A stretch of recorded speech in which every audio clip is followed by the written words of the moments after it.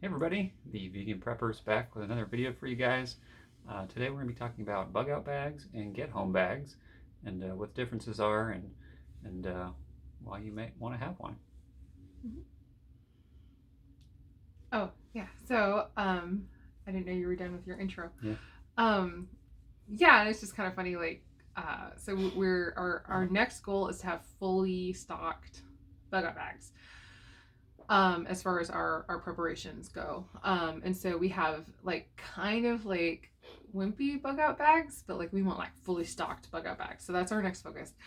But it was interesting. I had a dream, like as we finally finished our food prepping and our water prepping that we wanted to get done. Um, and then, so yeah, next on the list again, is bug out bags. I had a dream, and it was a really interesting dream. I don't need to get into it, but it was an extremely improbable situation. Um, we live in the Phoenix Valley, and there was like an avalanche of snow pouring onto the freeway, essentially, just as we were like getting on. And we were really like kind of far out of the city, but still not far enough that it would be possible for us to have something like that happen. But basically, the snow starts backing up the ramp, and then it was like we have to get out of the car. But because we had driven out a bit, we had thrown our bug out bags into the car just to have them in whatever eventuality. And so we ended up, all five of us exited the car, had our bags, and we ended up on this like field where tons of people were stuck. And it was really nice because we were able to make fire. We had our space blankets. We were safe. We were secure. And so that was kind of like the end of the dream. Like it was insane, but like the end of the dream was us being okay because we had these bags on us.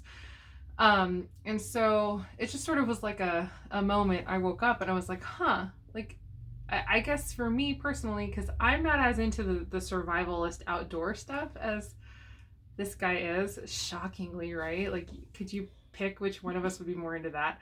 Well, I'm not that into it. I just don't know about it.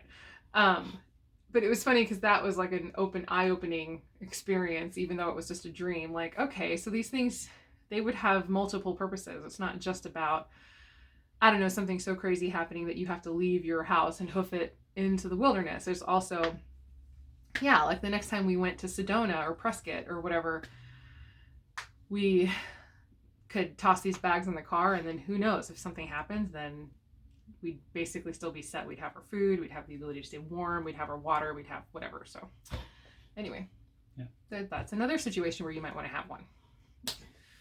So yeah. Yeah. There you go. All right, so this will start with the differences of a bug out bag and a get home bag.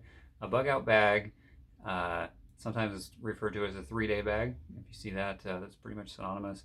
The idea is that you would have everything that you would need to survive in whatever conditions you might be in for a 3-day period of time, or long enough to get to a bug out location if you were to have one of those bug out locations. We do not. Well, we don't have a specific cabin in the woods that we're bugging out to, but we do have bug out locations, places that we would go. If we did, we wouldn't tell you, you know? But we don't. So yeah, that would be all your survival gear that you might need for 3 days. That's food, that's water, or the ability to get water, process water, clean it, clothing, and I'm not going to go into every single thing that we would have in a bug out bag. That can be an entirely separate video, right? Because it's a lot of stuff. As soon as it's fully stocked, yeah, we will bring you that video. But yeah, the stuff that you need to live for about 3 days, and you can realistically carry that stuff in a backpack. I want to real quick talk about the backpacks. I brought backpacks. He's like prepared. I bought a backpack because I thought it was awesome, and it's a tactical style backpack. If I can get it into the frame here. It's got molly webbing on it. It's super cool. You can strap stuff all over it. I think it's radical and it looks cool and it's very functional. And I don't use it anymore. And I stopped using it because it looks like this. And I don't want my backpack to say that I'm very, very prepared. Just just the idea that if somebody saw this backpack, they might go, hey, this guy looks like he's prepared for stuff, and then want to get what's in my backpack. So this isn't the backpack I'm using currently, but this is a normal backpack. It's just a boring, plain JanSport backpack. It looks like a backpack that somebody would use to just go around every day, go to school. Okay. So This is my college backpack. yeah. Yeah. So I switched out to just a regular backpack that has very functional storage in it, but looks like a normal backpack. You know what? I just realized that tag is on there because it was repaired. Yep. So you. Little side note: if you have a JanSport backpack and the zipper is broken on it, or the bottom is ripped out of it, or it's falling apart in any way, go online and there's a way you can go through and you get the thing warrantied. This one had a damaged zipper. We sent it back and no charge. All I had to pay for was shipping to get it to them, and they shipped it back to me with a brand new zipper. And I also shipped 2 other backpacks that had not survived so well, middle school boys that were trashed. And JanSport sent us 2 brand new backpacks because they were too far gone. So they have an awesome warranty on them. Yes. So if you are buying a backpack, you might want to consider that because you won't have to buy another one, which is handy. So yeah, I switched out to that style backpack just so it was less obvious. And that moves us into get home bag. The backpack I carry with me every day is a get home bag, and get home bag is basically stuff that you would carry that you would need to get home from where you are. And where I am on a regular basis is work. Work is about 15 miles from home, so I want to make sure that I have what I need should there be some issue that I would have to walk home. So I carry a small first aid kit. I carry some paracord. I can, again, do that as a separate video of what's in my get home bag, and just the idea that should for some reason I can't get home, and it wouldn't be like a breakdown, because in that situation I would just call Kathy.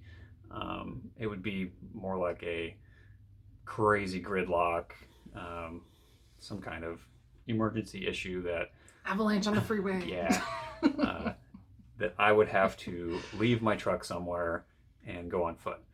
And again, another side note, in that situation, I do carry a pair of sneakers in my truck at all times, and Kathy has a pair of sneakers in my truck and in her car, for those instances where you might have to walk.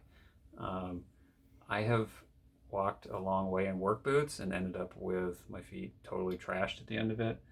Yeah. And should I need to get home on foot, I don't want to have to do that in my work boots. So keep a pair of sneakers in my truck.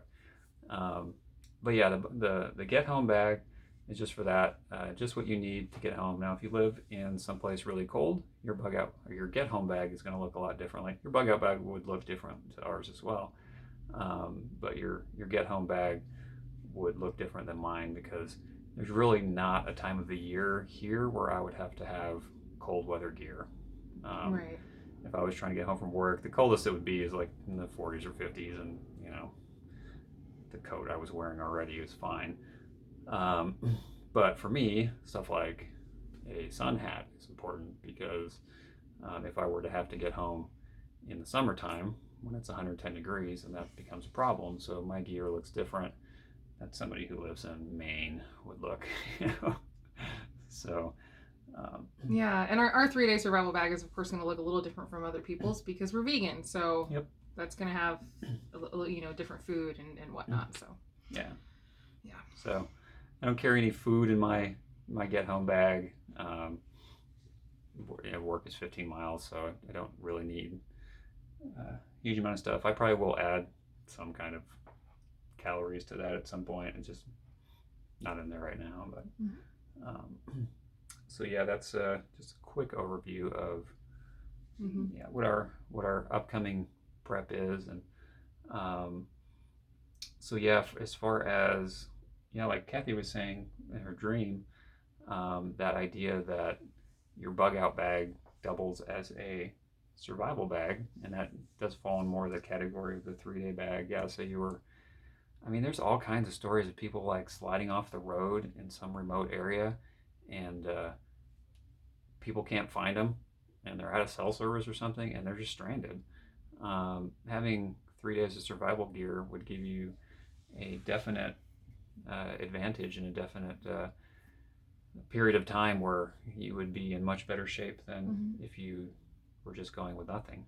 Yeah, even as simple as your fire gear, right? Yeah. Like if you've got no cell service, you start a fire that's sending up smoke. Yep. Like people can find you, you know. So yeah, little things like that. And it's just one of those things where it's like it isn't necessarily like probable, but like if you, it's kind of the whole point of all this is the like it's just sort of maybe, yeah. You know, like we can't prepare for every insane thing, but that's not out of the realm of possibility that you get stranded somewhere if you're on a road trip. Yeah. You know, so especially if you go places where people aren't in high quantities. You know, if you go cool places in the backcountry or anything, you can find yourself very alone very fast. Yeah. So, yeah, and I've been many places where my cell phone doesn't work. So okay, just give us a second. We lost to Kathy. Baby started crying, so now Kathy's gone. So I'm gonna go ahead and finish this out by myself. So yeah, just that's just a quick overview of the get home bag and the bug out bag, and we will do a full video when we get the bug out bags completed. Our bug out bags, we have to build bug out bags for 5 people, but in our situation, one of the people is a baby, so that gear gets added to my bag.